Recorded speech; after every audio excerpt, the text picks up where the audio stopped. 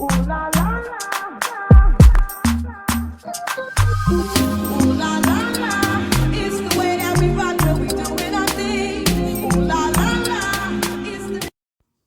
So on yesterday, it looks like LaTisha and her daughters, Maci and Mila, had their retail launch at the Decatur Queen Beauty Supply store in Decatur, Georgia. And they had a really nice display and setup of their products. So that was yesterday at 5 o'clock. And people were also able to come to do a meet and greet with the girls and, just enjoy the setup and see what products that they had. Now, LaTisha did share a few clips from the day, so let's take a look at what happened. Won before, actually. At the end, you can win. Yeah, qualify. Y'all ready to give y'all speeches? No. Huh? No. Qualify. You should practice. What is your speech gonna be? Speech gonna be, Mila? Bye-bye.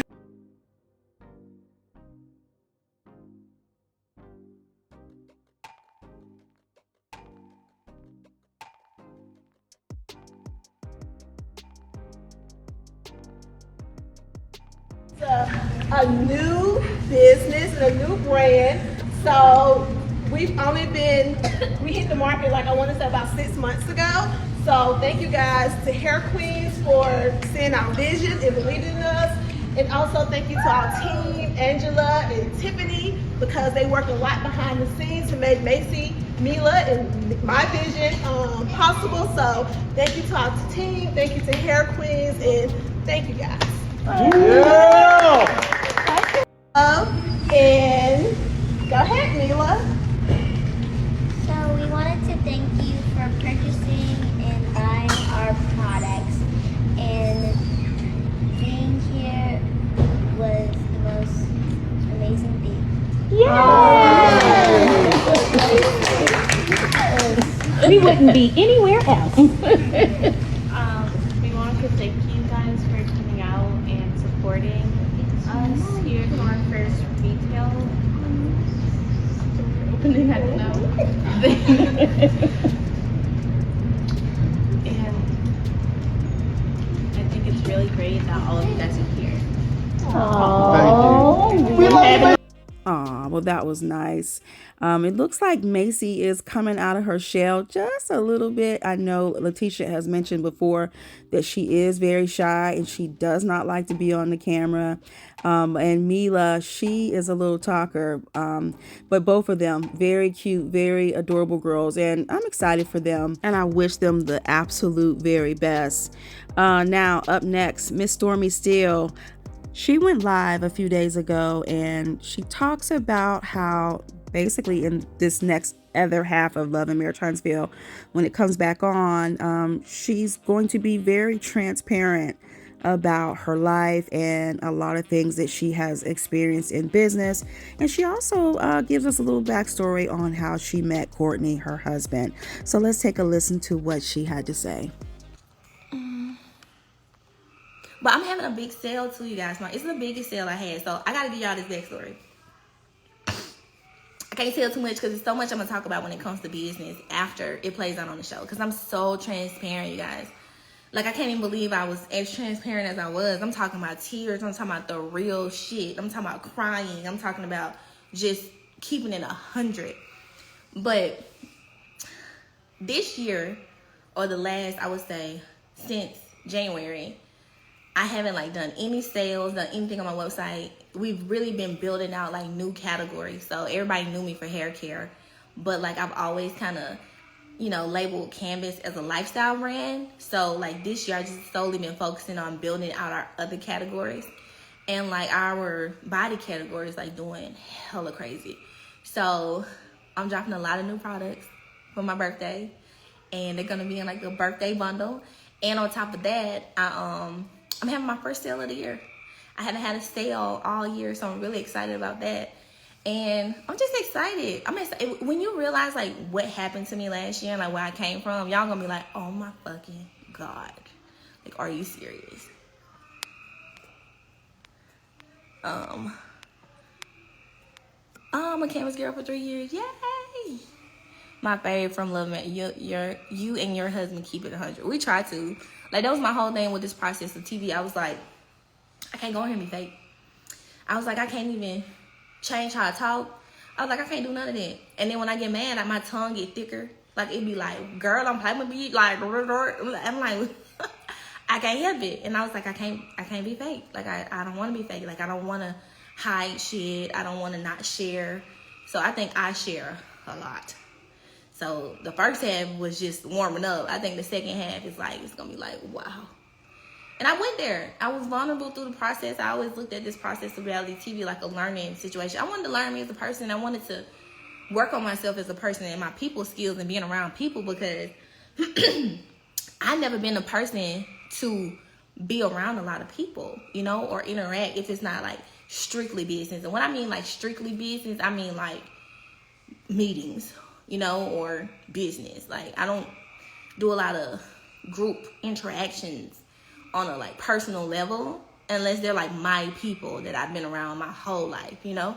So like coming into a group that's already established, and then there's this aspect of television, and then there's this aspect of, you know, people reading what they see on TV. It's kind of like, it was hard to navigate.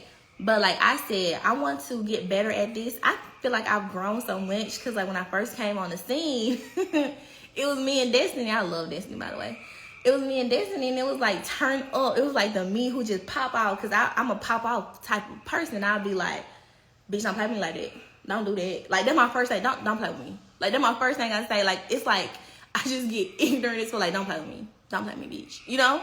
But like now I have learned like new tools, and I'm so proud of myself, because like now if I feel myself, you know, going back to how I am, just, you know, just from life and shit, just life, I'll be like, that's a more intelligent way to do this. And I'll be like, no, I'm gonna remove myself. I'm gonna go. You might know about it, but I'm gonna get the fuck ASAP. Y'all have a nice day. And like now, level 3 for me is sitting through it and talking through it. And I'm proud of myself for that, because that was my challenge for myself. Like be better. You know what I'm saying? And communicate better. Do you have that 100 for Marsha? No. I think Courtney had it though. Gotta tune in. Is that a cat? Yes, a big fat cat. Spear beer. Say hey. He don't like nobody touch his stomach. He gonna bite me. Watch. Tell you. Don't do me like that. Woo. Yeah, I had Spear since 2015. He a rescue cat. Let me see. I love Courtney. He reminds me. Courtney's the sweetest guy, y'all. I'm so blessed when it comes to a husband, because I gotta tell y'all how we met. I met Courtney over a game of spades in college. I had just got out the hospital. I was in the hospital because I had like ruptured cysts, and it was bad. I was in there for like 5 days. And there was this girl I had just met. I had met her in the club line. Her name's Tamika. Oh, I love Tamika. And I ain't talked to Tamika in years, but she introduced me to my husband, so I ain't gonna never forget her. So she came and helped me at the hospital. And I was in college, so my parents are so far away. And she was just so nice, and she was so kind. And the day I got out, she was like, I know you just got in the hospital, but you want to go play spades? Or, you know, it's this guy, he want to meet you. And, you know, my boyfriend over there, you want to go play spades? I was like, really wasn't feeling that well, but I was like, I'm bored, too. I just laid in the hospital for 5 days. So, yeah. And this was around the time, too, I knew that I found out it was going to be hard for me to conceive. So, a lot of people don't know from watching the show, I had chest through IVF. So I had to go through IVF to even get pregnant. So the whole process of Courtney being apprehensive about having children is deeper than just even, you know, my traumatic birthing experience. Like, the whole thing was a process. He had to give me my shots for IVF. We had to fly to LA. It was a lot. So he don't even want to do that no more. But anywho, that's when I found out. I found out before I even met him. So get there, it's Courtney, and you know, I saw her boyfriend. Now, this is funny shit. Her boyfriend had tried to holler at me in the fucking calf, in a defect. Like, I say defect, maybe that's a military term. I used to be in the military. But he had tried to talk to me, and I was like, I had turned him down. I was like, I got a boyfriend. So when I saw him, I'm like, bitch, I just turned this motherfucker down. It can't be him. Then Courtney, he's like, it's him. I was like, oh, he cute. His eyes are cute. His ears are big. You know, this was going through my head. And we played spades. He didn't say like nothing to me. I was like, oh, he don't like me, but why you call me over here then? So when I left, I was just thinking, whatever. You know, he's this big star basketball player. Everybody knew Courtney Beasley. I was this girl in ROTC. I didn't even go to basketball games in college. I low-key kind of like, I ain't fucking with that world. Because I transferred into college. I came from a junior college. So everybody else had this whole different type of vibe and connection because they've been at a university since they started school, and I transferred. So I was different. So he called me. She was like, he wants your number. Can I give it to him? I started to be like, no, because I was like, he should have asked me for it himself. And I was just like, yeah, he can have my number. So we talked, and then once we talked, like, we didn't stop talking. And it was like, we was talking for 2 weeks, and we started like staying together because I had this whole apartment situation where I had roommates, and people weren't paying their half of the rent. So like, we were gonna get kicked out. I'm like, I paid my half. My name was on it. Me and my other friend name was on it. And she had already moved out. So it was like the rent was gonna have to be split 3 ways. And then nobody want to split it 3 ways. They was like, well, I signed up to pay this. It's on you now, Stormi. And then my name was the only one name on it. So I was like, well, shit, they can do what they gotta do. I don't care. I'm gonna buy me something by myself. And he was like, you can stay with me. And I was like, really? I just met you. So 2 weeks, you know, I'm staying with Courtney. And then like a week later, I got my apartment.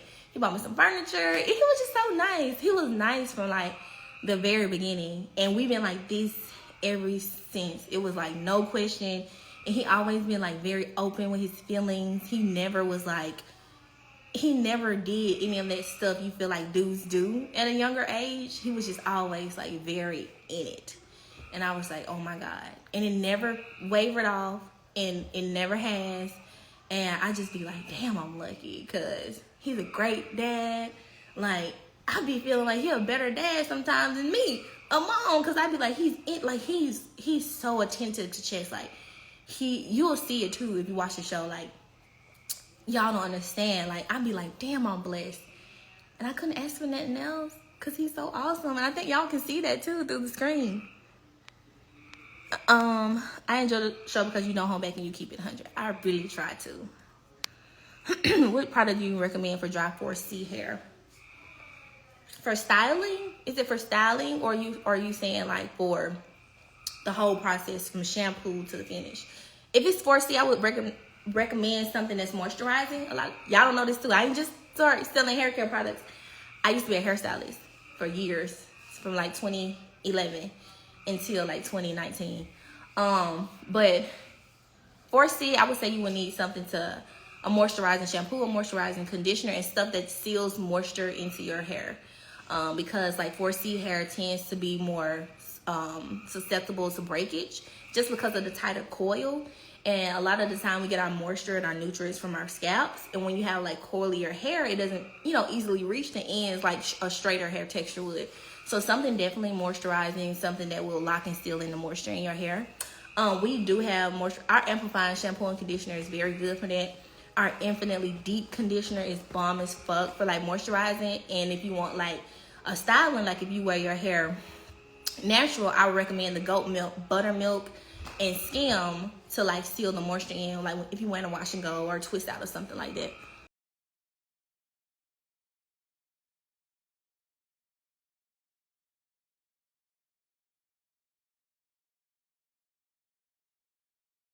All right, you all. So I decided to wrap it up right there. But let me know your thoughts about Maci and Mila's new hair care products. It looks like on their site, they have the moisturizer and growth oil bundle, which is $25. The Maci and Mila leave-in moisturizer, which is $15. And the Maci and Mila Magic Potion Growth Oil at $15. And it looks like it says their nail polish is sold out, but sound off below. Let me know what you guys think about their launch that they had yesterday. And what are your thoughts about Miss Stormi and how she portrays herself on Love and Marriage Huntsville? But you guys, sound off below. Let me know your thoughts. And I thank you all for watching and listening. And I'll talk to you guys in the next video. Please give this one a thumbs up and be sure